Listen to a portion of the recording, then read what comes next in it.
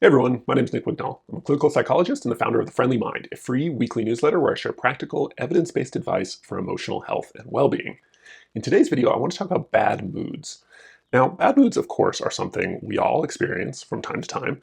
They are prolonged periods of difficult emotion. It's a simple, straightforward way to define a bad mood. But here's the thing. Most people's bad moods are much more intense and longer lasting than they need to be, for one pretty simple reason. None of us were taught how to manage and deal with bad moods well. In the rest of this video, I'm going to walk you through 3 of my favorite skills and techniques for dealing with bad moods in a healthy and effective way. Number 1, inventory your bad mood triggers. Arguably the most powerful way to free yourself from bad moods, and potentially just avoid them altogether, is something almost nobody thinks about. And that is eliminate the element of surprise.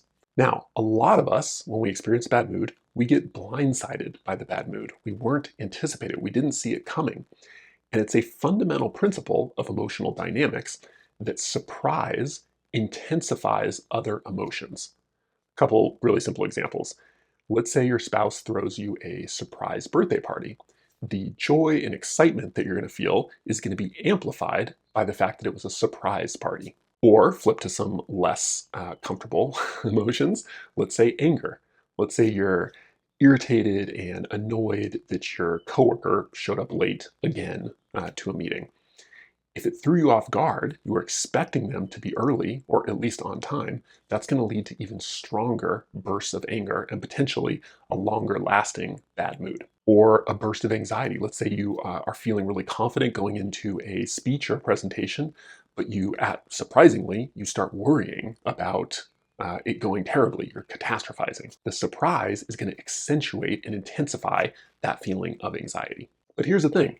If surprise intensifies difficult emotions and bad moods, anticipating them can lower their intensity. For example, if you anticipate that there's a good chance that your coworker will show up late to this meeting, despite the fact that it's super important and you've sent them multiple reminders, if you anticipate that and maybe even expect it, you can prepare and have something productive to do for the 5 or 10 minutes while you wait, instead of sitting there ruminating and dwelling on how unconscientious a coworker they are, which will only intensify your anger and make a bad mood much more likely to happen and persist longer than it needs to. Of course, you can't anticipate every bad mood or difficult emotion, but in general, people's bad moods are far more predictable than they realize. And if you look carefully, you'll notice that there are some pretty consistent patterns in terms of what situations or events tend to trigger or set you up for bad moods. And really, this is good news, because if your bad moods tend to have at least some consistency to them, it means you can anticipate them and be more prepared to handle them in a healthy and effective way, which will either prevent them in the first place or will make them less intense, less long-lasting, and potentially less negatively impactful on you in your life. So here's what I recommend to get started. A really simple way to get started with this is make some time and go to your favorite coffee shop and order yourself a nice coffee or tea, maybe a blueberry scone, lemon muffin, something like that. And then sit down with a pen and paper and for 20 minutes, in a very reflective, slow fashion, not in a hurried, frantic way, just start listing out times when you have experienced a bad mood recently, the last couple weeks, last month or two, something like that. Just reflect back on when have I been in a bad mood? So jot all those things down. Then take another pass, and for each situation, jot down what was the trigger for that bad mood? What happened before I found myself in a bad mood that contributed to or triggered the bad mood? Then, once you've done that, kind of scan the whole thing and just calmly look for patterns. What stands out to you? What jumps out? What seems obvious that maybe wasn't so obvious beforehand? And when you do, if you notice any patterns, things that are triggers or situations that have a high likelihood of showing up again in the future, for each one, take a few minutes and just jot down 1 or 2 sentences about, ideally, how would you like to handle triggers or situations like that in the future so that you're less likely to fall into a bad mood when they happen. Because remember, just because we're triggered by something doesn't inevitably mean we're going to experience some overwhelming difficult emotion and get thrown into a spiral of bad mood. That often happens, but we have a choice there in between the trigger or the stimulus and how we respond. We have freedom to choose what we're going to do. And in that freedom, some of you are noticing, I'm paraphrasing Viktor Frankl here, in that freedom, in that space between the trigger and our response, we can change how we would typically respond, including how we think about, what we pay attention to, and how we behave. And if we get good at that, we can go a long way towards eliminating this tendency to fall into bad moods. Number 2, acknowledge difficult emotions early when they're small. Like many of our struggles in life, difficult emotions are annoying when they're small, they are kind of painful or uncomfortable when they're medium-sized, and they're downright overwhelming when they're big or intense. Unfortunately, because a lot of us don't have an especially healthy relationship with our emotions, we tend to avoid them. We either distract ourselves and run away from them or try to fix them and get rid of them. But the longer you avoid your emotions, the more they fester and the more intense and prolonged they become in the long run. If you're curious, the way this happens is a process called emotional fear learning. And the gist of it is, if your brain constantly sees you either running away from or trying to get rid of a difficult emotion, it interprets that as fight or flight, right? It thinks that emotion is bad, that it's a danger, an enemy. And over time, if your brain starts to believe that your own emotions are dangerous, are enemies, you're going to get increasingly anxious and ashamed anytime you feel some initial emotion. This leads to, again, another kind of process called compounding emotions. When you compound an initial emotion with fear or shame because you've taught your brain that to feel that emotion is bad, your overall emotional experience gets way bigger and way long lasting. And that tends to lead to these prolonged bad moods. In other words, for a lot of people, their emotions always seem overwhelming because they're in the habit of ignoring them when they're small and actually more manageable and putting off dealing with them till they're big. So their experience is that all emotions are huge and overwhelming. But it doesn't have to be that way. You can get better at doing something that's uncomfortable a little bit and certainly counterintuitive, which is leaning into and acknowledging your emotions early. So instead of ignoring or minimizing small feelings of, I don't know, nervousness or annoyance or a little bit of sadness or disappointment, you can do something different. You can briefly validate them instead.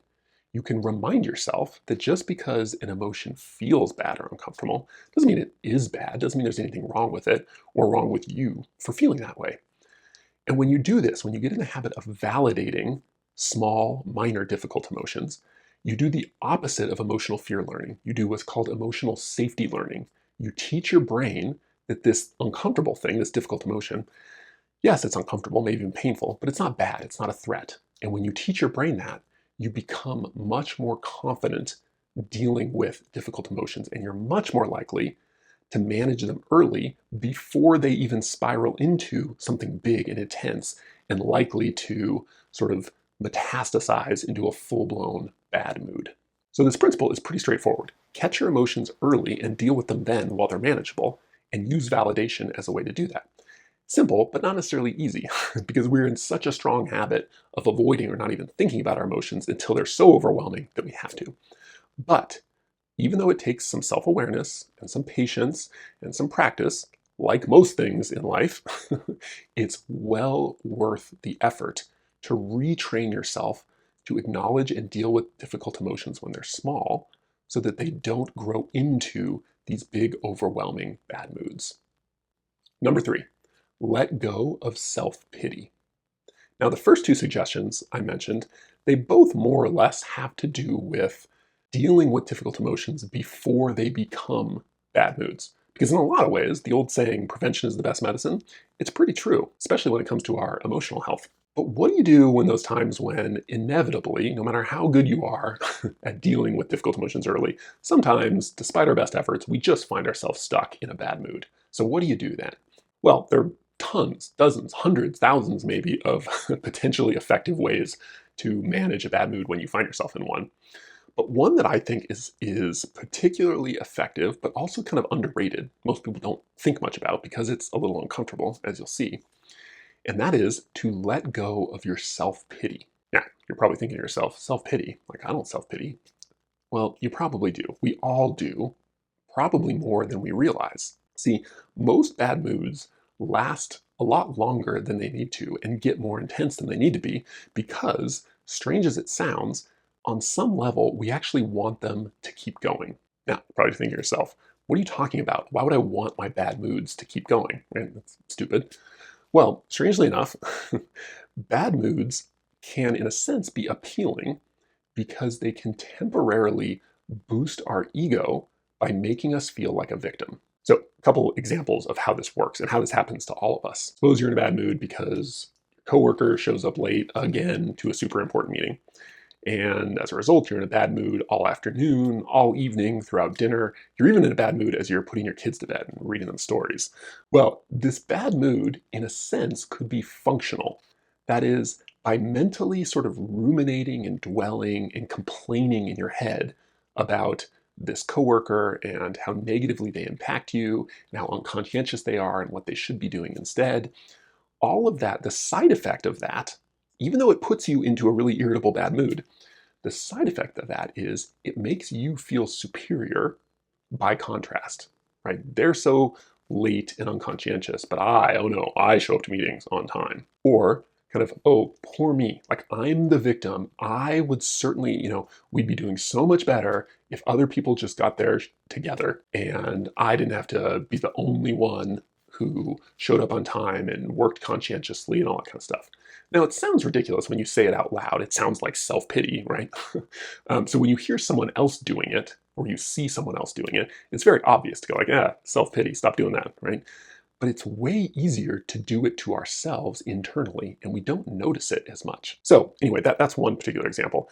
Another one might be, a really common one might be, let's say your partner, spouse or partner says something really insensitive to you, and you kind of sulk around, ruminating, stewing on that insensitive thing they said, and why are they so insensitive, and why can't they be more like blah, blah, blah, whatever.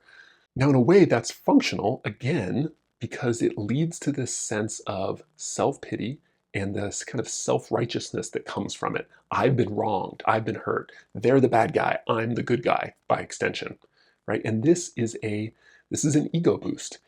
When we're feeling bad, when we're experiencing bad mood, if we don't feel confident and competent to deal with that mood effectively or get out of it, we resort to a less helpful way of feeling a little bit better, which is self-pity, which usually comes from ruminating, dwelling, mentally complaining about other people.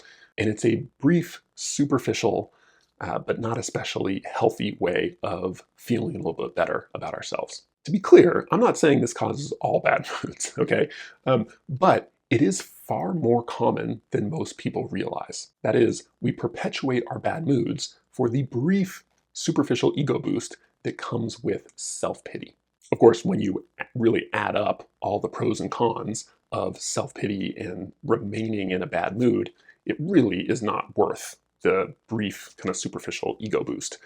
But like so many sort of everyday addictions that all of us fall into, it's very easy to sacrifice sort of our long-term values and ideals for the very briefest of momentary pleasures. I'm sure, you can all relate to that. We all fall into that. But in any case, if you struggle with bad moods, I think it's really worth doing some honest self-reflection about what role you might be playing in your own bad moods. In particular, this tendency towards self-pity, which we all have. It's very human, it's very normal, but we all have it to some extent. And learning to become more aware of that and to let that go can be a profoundly helpful way to free ourselves up from bad moods when we find ourselves in them. All you need to know: despite how it feels, we actually have a lot more control over our bad moods than we often realize. And we talked about sort of 3 helpful ways anyone can get better at managing or dealing with those bad moods in a healthy and effective way. The first one was inventorying your bad mood triggers. being able to anticipate them and eliminate the element of surprise. Acknowledge difficult emotions early. Often what catapults us into a bad mood is an intense, big, difficult emotion that's been festering because we've been ignoring it. But if you acknowledge it quickly and validate it, you can let it go and it's less likely to spiral into a full-blown bad mood. And then the last one is self-pity. Let go of self-pity. If you find yourself in a bad mood, it's worth reflecting on, what am I doing to perpetuate this bad mood? And is it really worth it? Is it really something I want to be doing? All right, thanks for watching. If you're interested in getting more advice and tips and videos from me about emotional health generally, including how to deal with things like bad moods and difficult emotions, I write a free weekly newsletter called The Friendly Mind, and you are all more than welcome to sign up and join us. I will leave a link in the description to the video below.